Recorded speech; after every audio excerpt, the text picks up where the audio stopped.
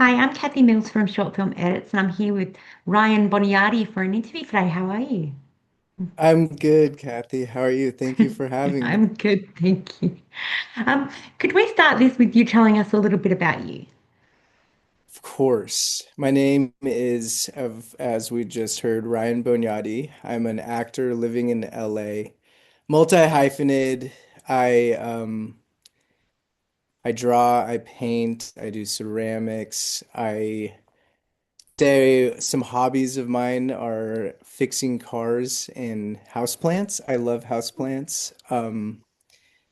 Just living life. I think that's important as an actor to kind of know everything about everything because constantly you're going to find yourself living in someone else's shoes. So the further you have to go to really find that reality, the better. So I always find myself in autobiographies and books and just learning about so many different things, which I think Hmm, just helps me as an artist. So yeah. Well, I think fixing cars and having a green thumb are two knacks that everybody should know. 100%, Kathy, Yeah. I 100%. do not have a green thumb, and my car just cost me over $5,000 at the mechanic because I didn't know how to fix it. So I Oh wish I did. no. Yeah, Yeah. I honestly I had one of I got like I had a quarter life crisis. I got a Japanese 90s sports car that as like a broke artist, you can't really afford to maintain, so I kind of just had to figure it out. It's Yeah. like if I'm gonna have this car, I might as well learn how to fix it and I did. Well, So, that's smart. It's smart. yeah. Yeah. Okay. So, when did you first become interested in acting? Oh man.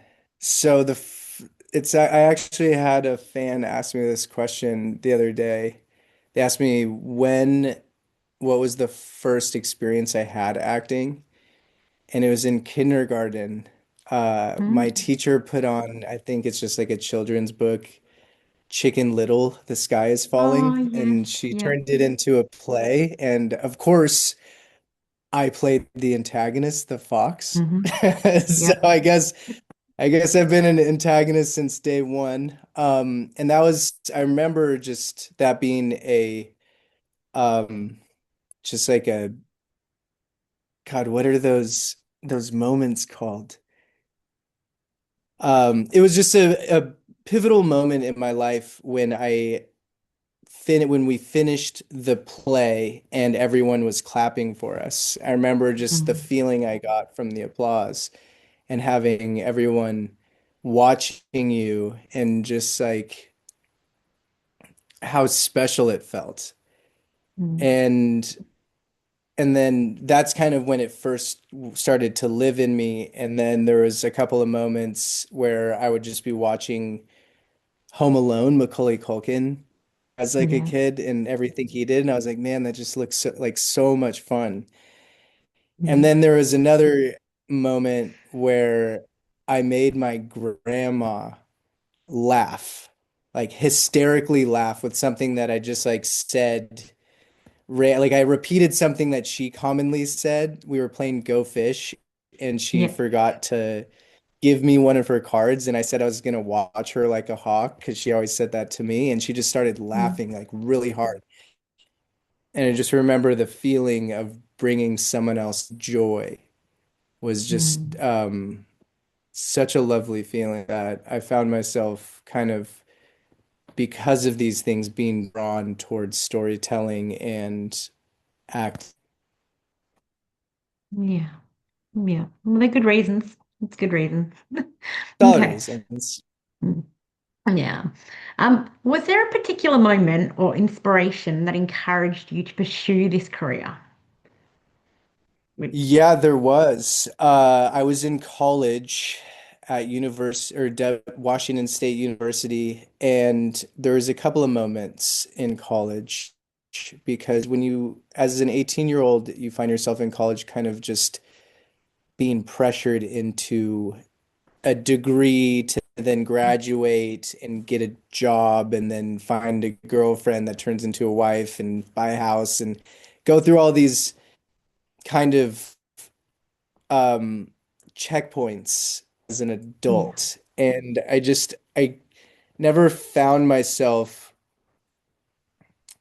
comfortable on that path. And I remember the end of my freshman year, a, a guy that lived down the hall from me in my dorms we were talking and I was like, well, what are you planning to do next year? And he's like, oh, I'm transferring out of WSU and I'm going to an art school to pursue acting. And I Mm, remember him saying that to me and just feeling like someone punched me in the gut, like, wow, he's actually going to pursue this. And it had been something since I was, like I said, a child, mm, drawn to and called to so loudly. And and I remember that kind of just like being a gut punch, like, wow, okay, he's gonna pursue acting because they actually dissolved the theater department from WSU my freshman year. So that's why he was transferring. And then it wasn't until a couple of years later when I certified for the School of Environmental Science, and it was summertime, and I was going through the process of signing up for all the classes through the School of ESRP and seeing I had to take another round of chemistry, organic chemistry, all these lab classes, all of this stuff that I am passionate about. I'm very passionate about the earth and sustainability and protecting the environment and like our ecosystems. mm, But I remember just feeling like I wasn't going to be able to make the impact that I wanted to, and that mm, I was going to find myself maybe down a road that would lead me to not being fulfilled. yeah. And so after multiple times of kind of realizing that I wanted to be an actor and pursue acting, that it was time to just do it. So instead of taking the classes and finishing my degree in environmental science, I changed my degree to general studies. And when you do general studies, you have to emphasize on something. So the emphasis on environmental science was already met. And then for the next 2 years, I was able to just take art classes, drawing, painting, Mm, ceramics, things that I love doing. yeah. And and also they still offered a couple of acting classes through the music department. Oh, yeah. So I took those and then I graduated and I moved to China, actually. I moved to Mm, Shanghai to pursue it. And I call it kind of like my master's in acting and life because moving to another country, you're kind of just, especially one that speaks a completely different language with a completely different culture, you really have to figure it out. yeah. And then so figuring out how to do all of these basic human necessity Mhm. things in another country, and then also trying to figure out how to act in this completely different country Hmm. was was challenging, I think it was very character building, and I'm very proud to say that I started my acting career in China, and now I've found myself like basically acting in Chinese projects again. It's crazy. So I've heard from a I lot of kind of people had a that filming in China is like a whole new experience for them from like LA or yeah, Australia yeah. or yeah. Yeah, it's I mean there's so many things you can't you like as an artist you rely on comfort to do like a really good job as an actor. You should try your best to relax and be comfortable. And so it's hard to be comfortable when you're in a completely everything is brand new. Yeah. So you're kind of just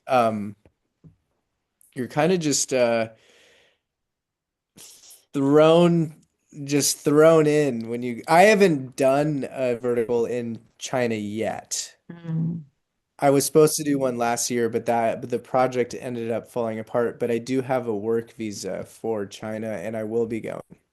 Oh, nice. Um, yeah, but I know someone that was close to me went, and she basically lost her mind.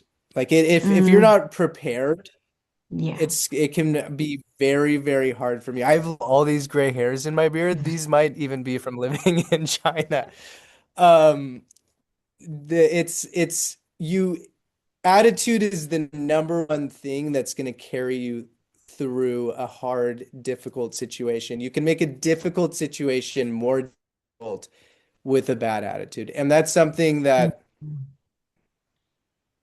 that I have that is one of the most important lessons that I've learned. So whenever someone asks me, they find out I've lived in China and they're going there, I just say like, look, it's going to be hard. mm, You're not going to be able to communicate with anyone for the most part, which is going to be very difficult because, you can't advocate.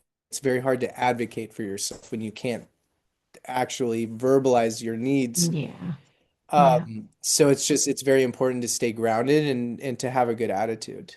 And I and think it has everything a else lot will to just do, sorry, I think it has a lot to do with the no, no, no, production please. company as well, because I've heard some Yes, projects, some people have had good experiences and then they go back and it's not a good experience, so it's the production company, I think. 100%. I mean, the production company can really make or break Mm, working even here. They can anywhere, it yeah. can really anywhere. So, and I have also heard that some production companies will just add an extra layer of stress and anxiety to an already stressful job. So that's definitely Yeah. something to be very careful about. But I do know like a lot of people that go are just they have a hard time with the food, the weather, Mm, the difference in cold. Like there's so many factors that if you allow to kind of bother you, they will. So it's really good to mm, it's really important to just keep a solid attitude and just be grateful that you're getting to do what you love. yeah. And do some research into some like keywords that you need to learn before you go. Might be good too. Just a Yeah, for couple of. sure. Mm, With Mandarin, it's because of the tones. Like there's four mm, tones. It's definitely not a language you get to just like pick up pretty easy, but definitely figuring out some way to translate. I was there in 2015 to halfway through 2017, and the AI and translations and things were non-existent then. So yeah. yeah, it was very much sink or swim. I remember the first phrase I learned to say to get home, like the cross streets to the taxi Mhm. drivers because the taxi drivers do not speak English. And so that was one of the first I learned was to tell a taxi driver I want to go home. So Well, that's so a smart definitely one. At least like you would get home. yeah, I knew at that point I knew that I could be anywhere in the city and I could get home. So Yeah. that was a solid day for me. Yeah, that's good. Okay. Um, at what point did you decide to combine acting with stunt training? I have a background in martial arts.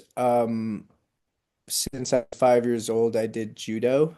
It was Hmm. something that my dad kind of got me and my brothers into. So I have a black belt in judo, and I've always been drawn to the martial arts and to action movies Hmm. and especially action comedy. I love action comedy. Like anything with Jackie Chan Rush is hour. Rush hours are amazing. That's the only thing I can Yeah. agree with Donald Trump on is make Mm, a Rush yeah. Hour 4 or what. We That's will not go the one down that thing. I was road. like, oh wow, he's finally saying something that makes sense. That's crazy. Yeah. Um, but yeah, so when it was when I was in China, I was I found myself doing martial arts again, and I was like, wow, I really want to to combine my acting and stunt training and also just all the Mission Impossible, anything with Tom Cruise in it, Mission Impossibles, all that storytelling with high action and thrillers and things like that. Something that I was always drawn to as an audience member. And so I figured with my background as a martial artist, I could easily use that as kind of a, because you always want to try to separate yourself with your skills from everyone else. And I was like, well, these are skills that I have that I'm like high caliber with. So it'll be an easy way for me to kind of create some separation from the people that, because pretty much everyone's good when you get to a certain point as an actor, like everyone's good. Mm. You're going against people that are also just like they're good. Everyone's good. So it's how can I make myself more of an option for these people when they're casting? And it's like, Yeah. well, a lot of times it's going to be your special skills. Find a unique talent that can pinpoint you from the rest of them. Yeah. Exactly. Yeah. Super Yeah. important. Hmm. All right. Could you walk us through your process for preparing a role from like reading the script to things like physical training or emotional character work? Yeah, for me, a, a lot of it is gonna just be there on the page. Um, Mm. and I find myself going with my initial instincts a lot when I'm Yeah. the first time I read through a script. I mean, every single time though, especially in verticals, you don't get very many opportunities and very many cracks with the scene Hmm. and the dialogue. So oftentimes you will kind of revisit in your head a different way of doing it that you might have thought, but at least with character and with emotional life and things like that, your initial kind of instinct is going to be your best compass for how to navigate that. And and I watching myself in these articles is wild. But one of the most important things for me is it, and I call it my safety net. It's the reality of doing. It's like finding this reality of what would someone really be doing in this situation. And that is like as long as I find the reality of doing, even with like how melodramatic or crazy or big I'm asked to be by the Hmm. director, if I find a level of reality and the reality of doing like what a human would be kind of doing in this scenario, then I'm comfortable having it live on the internet forever, if that makes Yeah. sense. So I Yeah. think the combination of the reality of doing and what's on the page are kind of and my initial gut instincts are always going to be like the trifecta, the three-pronged approach for how I kind of digest and work towards a scene. Um, Yeah. yeah, Yeah, that makes sense. So could you give me 3 seconds? My sun is blaring straight into my eyes. I'll be back in 1 minute. of course, of course. Sorry about that. I had them All wide right. open this morning when I was doing the interview, and now they're just like right in my It's face. summertime, right? Is it Yes. summertime there? Yeah, so is it Yeah. super hot? Yeah. Yeah. Well, it's not too bad at the moment, but it's getting there. Like the first day of summer was like 38 degrees, which I think is about 100 for you guys. Yeah. Yeah, that's Mm, hot. Yeah. yeah. That's only the start of summer here. It gets much worse. Yeah. Yeah. Okay. Um, which role has been the most important to your growth as an actor? Oh man. I would say the first one I have done in this hat trick that I'm doing right now, this triple back to Hmm. back to it was it's a Christmas one. It should be out in like a week. Yeah. And I it's the antagonist, but it's one of these stories where the antagonist is, the lead of the project. Mm. And it was like heart-wrenching for me because I'm sometimes there's like a huge disconnect between like me as a person and the character I'm playing. And Mm. this character was just he's very confused, I guess, is like the best way to, or the way I approached it, because he's just such a bad dad. And and the way I would treat my daughter was just like so outside of how I would be like treating my child. So it was like really interesting and really challenging to figure out how to navigate that. And I oftentimes what's written on the page and the way they want you to play these types of characters is just it's not dynamic enough for me. Um, it's very just shitty, bad dad, like Mm. dickhead. Just like it's just like Yep. this. Like be bad, be an asshole. And it's like, Mm. and I talked to after the table read, I talked to the producer and the director about it. I'm like, I've done this bad role so many times at this point that I need it to, I don't, I know what it's like when I do that. I know what the audience reaction, I know the people that watch these, how they feel about it. And I want them, don't want to lose the audience. I don't want them to Yeah. just automatically be like, oh, you're such a bad dad. I want them Mm. to kind of see the struggle and the confusion and the conflict that I'm having as like the character.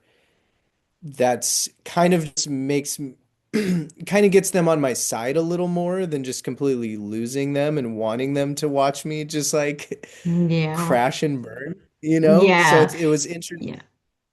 You don't No, want go them to ahead, agree please. with what you're doing, but you want them to like kind of understand why you're, you feel that you have to Yeah. do it. Yeah. Yeah, I don't want to just be this like totally unlikable guy. Mm. I want, and what I said to the director and the producer, I was like, look, what is going to be coming out of my mouth is not going to match what's going on internally and like obviously internally through my eyes. So Mm. I need to be able to kind of play around with this more because I just don't want to be this unlikable guy. I've already done Yeah. it. I know how the people that watch these are going to react to it, and I'd rather create a more dynamic performance. And luckily the director was fantastic and she completely agreed. But there were so many times when the overlord client Mm. came in Yeah. and gave their notes Big on brother. my, Yeah. yeah, Big Brother came in a few times and gave notes, Mm. and it went outside of like what I was trying to do, but I think I was able to uh, kind of approach and bring a more dynamic performance than the typical just like this guy is an asshole, bad dad, POS. Let's all watch him just crumble into nothings. Mm. Yeah. Um, yeah. Yeah. Yeah. So that was probably the most challenging role I've had to date, at least in the vertical space. Um, Also, it was a very emotional role because I'm losing my family. Like my family is Mm. just I'm losing them and I find out too late, and just the weight of that really ended up hitting me really hard. Um, and it was hard to, even in the table reading through it, I was choking up and crying at some of the circumstances that my character was going through. And they were like, wow, Ryan, you didn't have to act like this is a table read. right? And I'm like, I can't help it. I couldn't help it just because Mm, it was so messed up. yeah. It was honestly so messed up what he did and then how too little too late it was. And it broke my heart. So Yeah. it was a very interesting project and It role goes to to take show that on. you are not your character. So, Yeah, yeah. I mean, it's funny because I find myself constantly doing the antagonist and mm, and after working with these production companies and like the director and things are like, we need to get you a protagonist role because hmm you're so yeah. nice. And I'm But you're like, nothing thank like you. them. Yes, Yeah. please, like please. But when you do something, I guess like a little too well, it's really hard to break out of it. And that's one of the challenges that I've found right now is just trying to break out of only doing the antagonist. But I mean, I will do the antagonist until the wheels fall off. Don't get me wrong. hmm It's a fun gig. Yeah. You're Everyone still always working. says, yeah, I mean, I'm working and everyone always says, well, like the antagonist is more fun, a more fun role to play. And Mm, that is true, but I feel like in verticals sometimes it's just like the antagonist is just getting punked the whole time. hmm Yeah. And one of the frustrating parts about the vertical storytelling that is kind of has found itself very different from the standard forms of storytelling is your protagonist is only as strong as their antagonist. hmm Yeah. So without a really powerful and strong antagonist, your protagonist can't be very powerful and strong. So, but in verticals, the antagonist is always just like weak and flawed and just always losing the billion-dollar contract. And Yeah. then so it kind of and the Yeah. protagonist is always just hmm but it doesn't make sense. I think I would like to see the antagonist have an arc and have his plan almost almost coming to fruition and then there's not enough ebb and flow in the vertical landscape between the protagonist and the antagonist in my opinion and mm the antagonist is always kind of just losing from the go Yeah. and Yeah. and that is a frustrating part because if you watch any movie with like an antagonist protagonist power struggle the antagonist is almost winning all the way up until the end and then the hmm protagonist finally just gets enough strength to just Sneaks in take there. him out. I mean, Yeah, it's good to play the antagonist if that's what you like, strong suit, but you also don't want to be typecast and you want to be able to show your acting levels, not just as an antagonist. You want to be a protagonist as well. So you can show your acting capability rather than just one thing. So, 100%. I've mm, gotten I've graciously gotten a few protagonist roles and really cool character acting roles where it's very outside of the antagonist. So I am grateful to a couple production companies that have plugged me in as the protagonist and then there's one I did with I think it's on Stardust. It's called Encore of Us with Emily Gately and Griffin Blasey.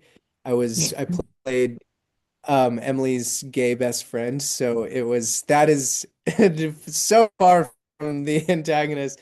I was like, I'm Yeah. taking this role because if there's anything that's gonna break me out of the antagonist, it's gonna be the lead female's gay best friend. So Yeah. that was a super fun role to do. A lot of acting, a lot of character work. So I was super grateful that I got the opportunity to do that project, and both Emily and Griffin were fantastic. So I feel like that one kind of A lot of these, the crazy thing about verticals is there's such a high volume of them. There's a Yeah. new app.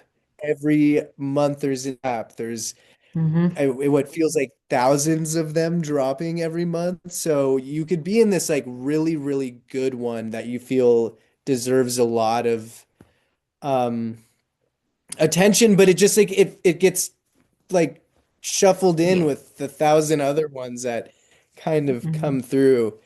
So it's an Yeah. interesting thing to try to, so many things have to line up for your project to really get the recognition or the viewership that it deserves, and they all deserve some.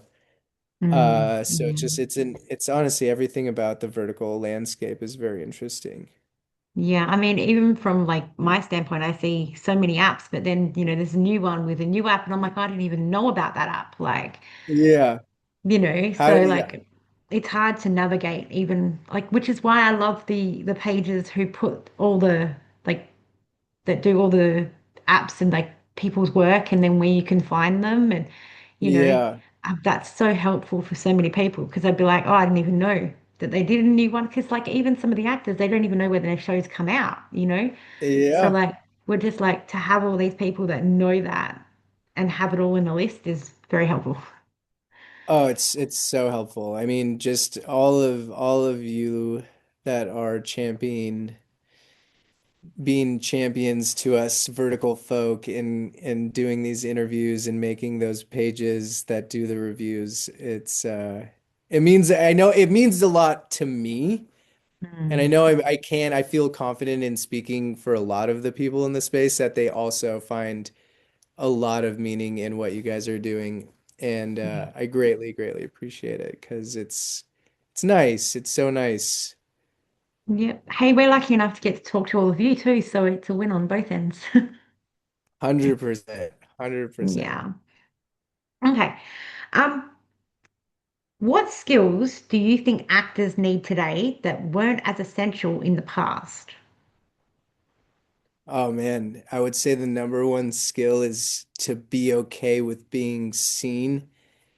I feel Mm, like actors we're okay with being seen, but there's a new layer to that, which is social yeah. media. Yeah. Um, for the longest time, I mean, my Instagram was wiped for like I think 4 years. I found it exhausting. Mm, I found it just not something that I was I want to act. I don't want to just like make content and do all this other kind of side questy stuff.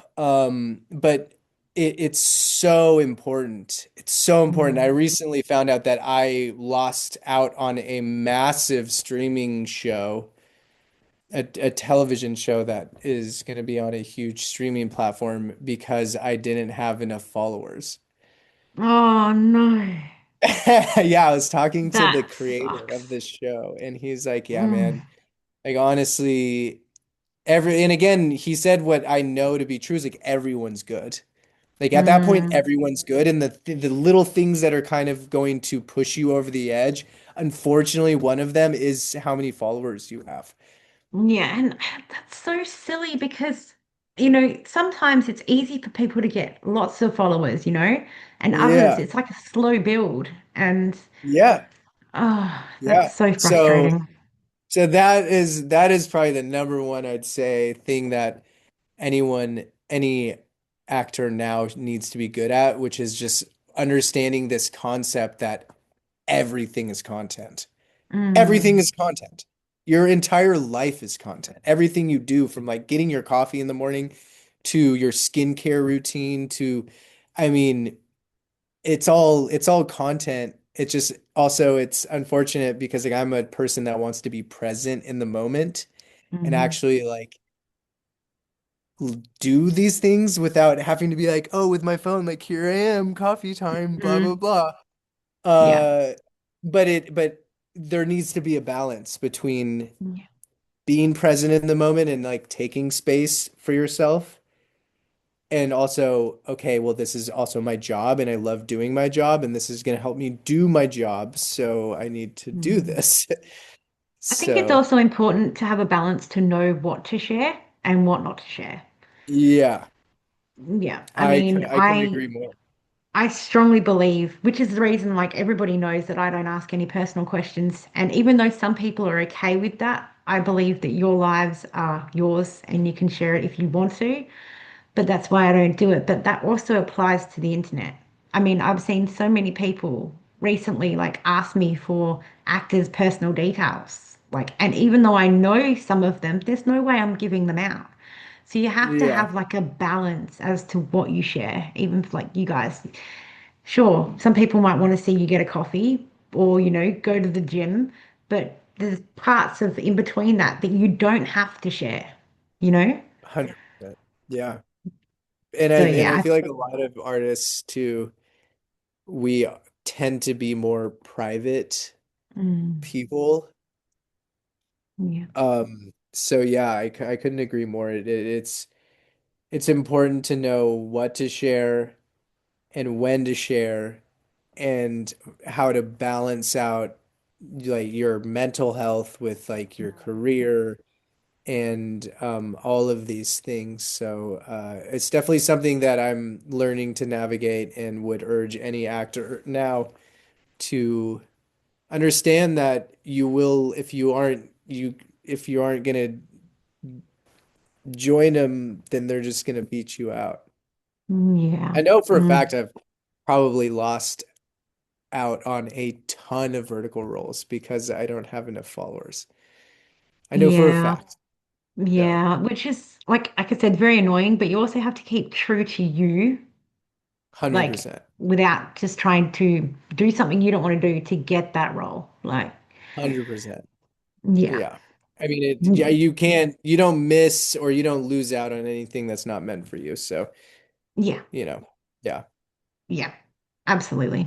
Okay. What part of the job do you think people outside the industry misunderstand most? Hmm.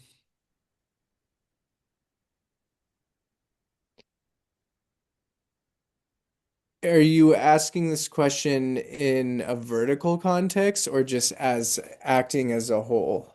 Acting as a whole, really. I would say probably the amount of hours that are spent towards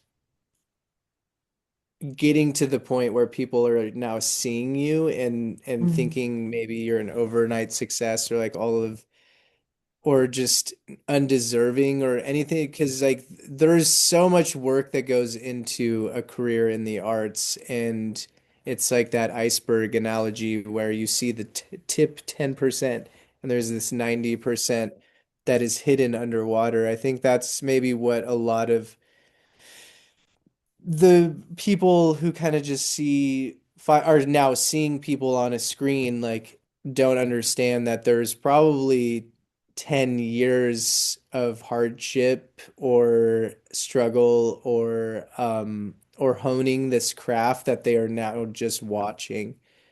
Um, because I know when we were doing the strikes, the Screen Actors Guild went on strike, a bunch of people on Twitter or I would see like comments and things being like, "Oh, these rich actors complaining about not having enough money." But the thing is 99% of the people on the picket lines that were, you know, on strike are kind of just like your career people that rely on yeah.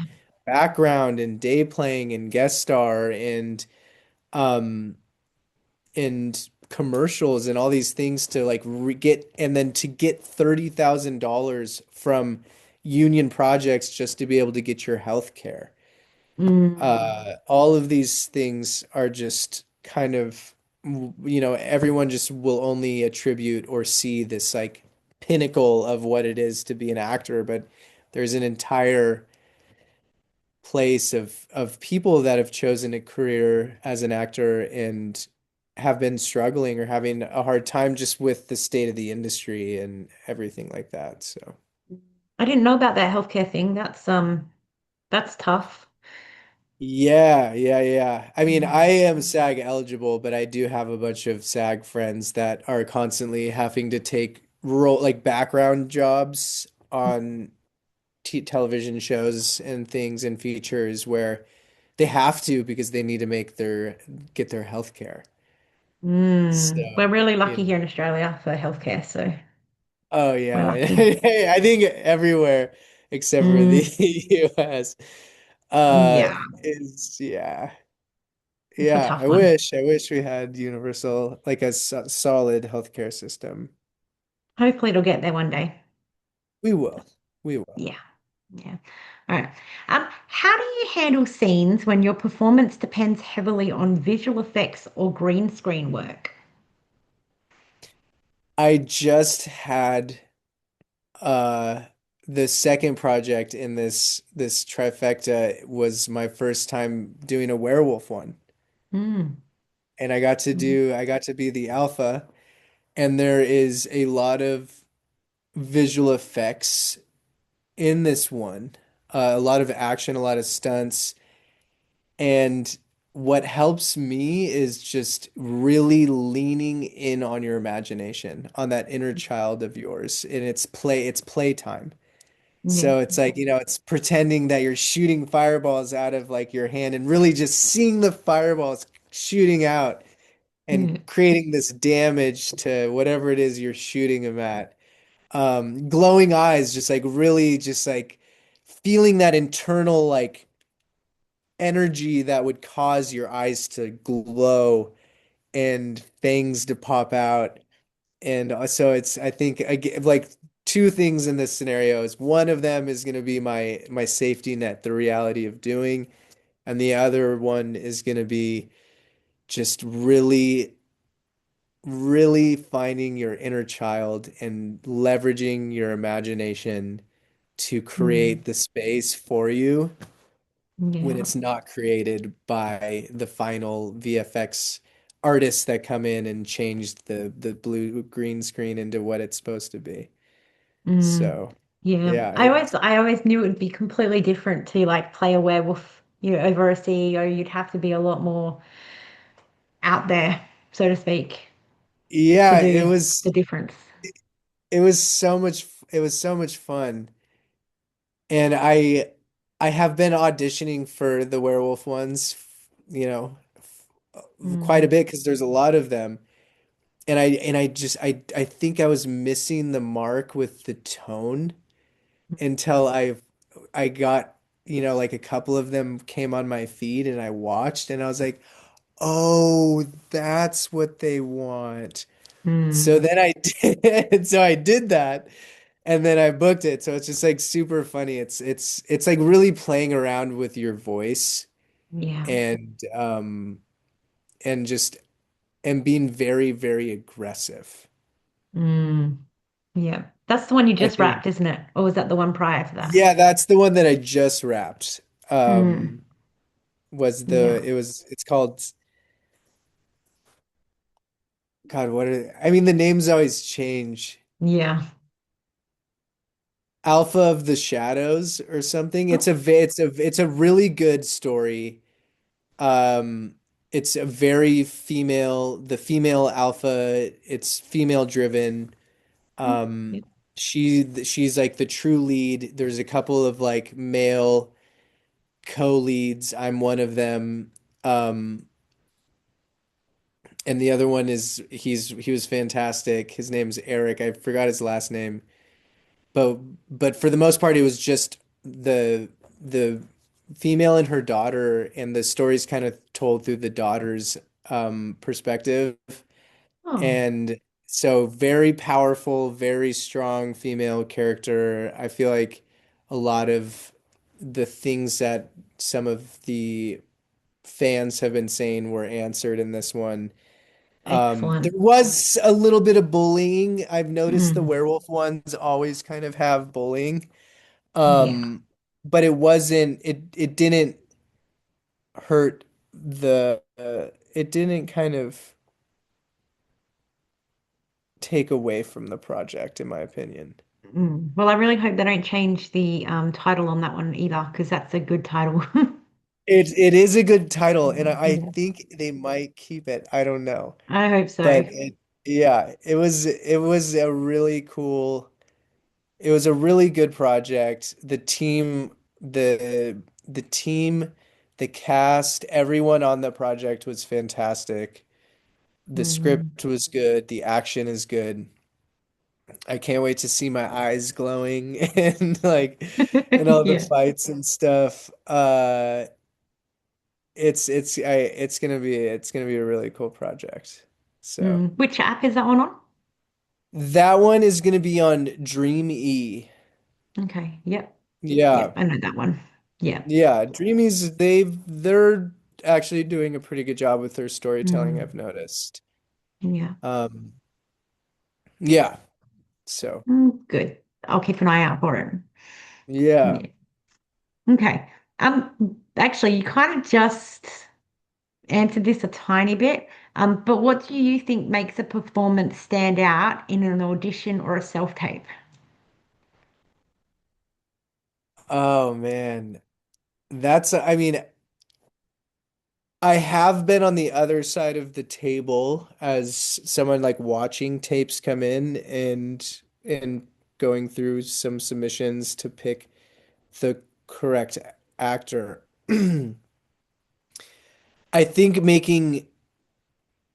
finding your understanding, again, I'm always gonna like, kind of reference this, is like the reality of doing what is your humanity, your understanding of the world and how it works, and your understanding of how a human would approach that scenario is kind of what makes your take on it unique. Mm. And then it's bridging the gap between that and the character, always finding similarities between you and then the character that you are going to be.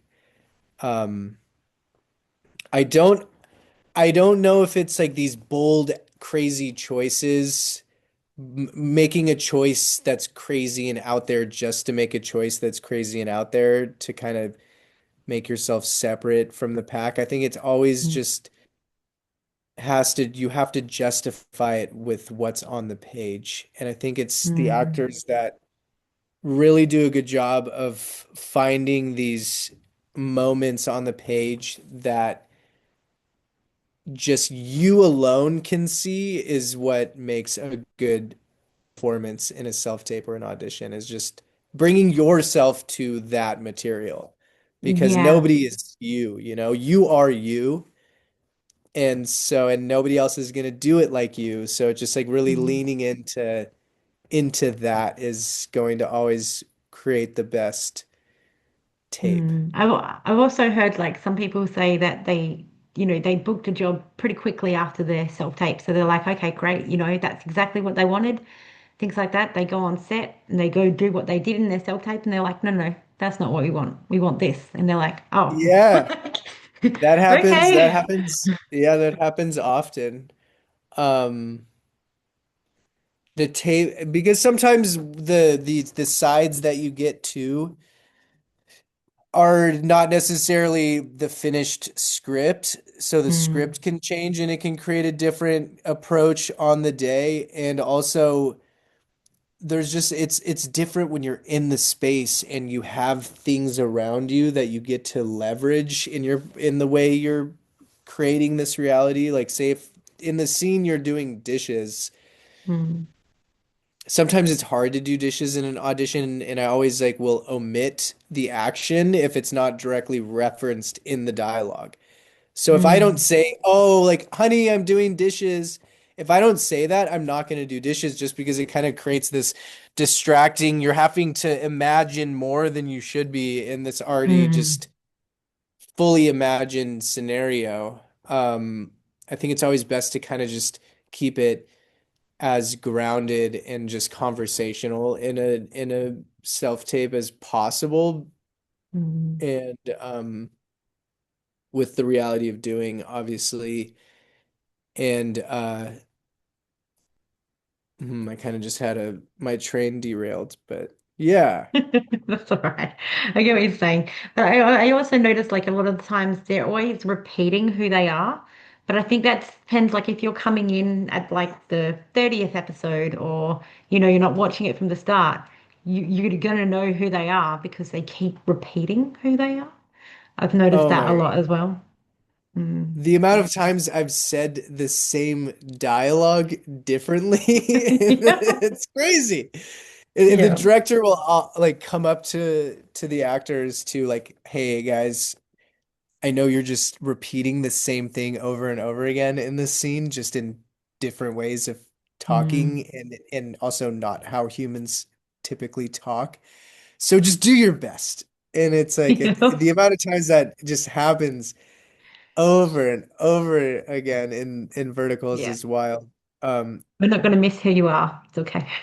yeah, you're gonna figure it out. Whether you come Yeah. in episode 1 or episode 30, there's something on the line and it's gonna be talked about. Yeah. All Oftentimes a right. billion-dollar contract. Yeah. Yeah. All right. What do you find most rewarding about working on set? The team aspect. Mm. Everyone is on this project. Everyone has their specific job and everyone is all doing it with the intention of like getting this thing finished. And and the collaborative nature of filmmaking is just such a treat. So one of my favorite parts is just like everyone is on a team, everyone is doing their job. It's this machine that's all kind of going towards this same destination of wrapping this project and getting it done. That's one of my favorite parts Yeah. about. Yeah. Yeah. And every part of the team is important. So, Yeah, mm. there's no part that isn't. I mean, Mm. the from the PA to I just everybody, they have a job that they're doing and it wouldn't happen without them. Mm. Yeah. So, yeah. Absolutely. All right. If you could go back and live one single day of your career, which one would you pick? Oh, that's an interesting one. Um, just to live that one day and then you'd be right back Hmm. to present time. Yeah. It's a tough Man, question. I would go back to I was a featured extra on Fast and Furious 7. Oh, that's Yeah, I cool. and it was just it was I it was the first time I'd ever been on a Hollywood set and like on a set that on a set period basically at this point in my Mm. career. Um and just like that starry-eyed, doughy-eyed guy just like showing up as Yeah. an extra and just being so darn excited and just like Yeah. everything, just looking everywhere and everything's brand new and just being able to like remember that wonderment and excitement I had. And I think that's like a really good question that you just asked, Kathy, because sometimes you Thank hit you. days that are rough and maybe Hmm. like gratitude is lacking. Like I might have a 6 a.m. call time to shoot exteriors outside while it's raining and be Yeah. like, man, this sucks. So I can remember that day on set of Fast and Furious 7 where I was so just besides myself. And Hmm. that would definitely help me shoot those exteriors in the rain. Because like, man, Oh, that ride good. would still be so excited to be here right now. Yeah, and So especially on Fast and Furious of all, ones to be on. Like, amazing. amazing franchise. It was Yeah. super cool. I got to interact with Michelle Rodriguez I love her. and give her a high five, give her a hug, and then she like Yeah. punches dude in the face, Yeah. leaves Vin Diesel behind. It was I love that so much. She's awesome yeah, it too. was So, she was fantastic. mm, She was so nice. So nice. Everyone was cool. Vin Diesel even like took what seemed like maybe an hour of just like talking to all the extras after on the final day, just telling everyone like follow That your is so dreams. good. And yeah, Yeah. so everyone was very approachable, very obtainable. Obviously, like it's you don't want to be the guy that's like, "Ooh, hey Vin," like, "Hey Michelle." It's just Mm, not professional to do that. But yeah. even like, they were still very, very approachable and attainable. At least they felt like you could. I just like you just didn't because it's not professional to do that. Yeah, yeah. But just to know that that feeling was there, I mean, you can get to some people where you're just like, oh, I don't know if I want to go speak to them because they seem a little bit like they're going to yell at me or Yeah, for something. sure. Yeah, yeah. Yeah. All right, I have one more question. What does a good day on set look like for you? Oh man, any day on set. Any day on set would be a good day on set, but I will say a good day on set, vertical edition, would be I don't have to carry any of my wardrobe. I don't have to Yeah. take in any wardrobe to set. It's just me and maybe a bag of things, and that's Hmm. it. That is Yep. like, that would be the best day because so many times, like, you're doing, you're hired as an actor, but I'm also doing wardrobe.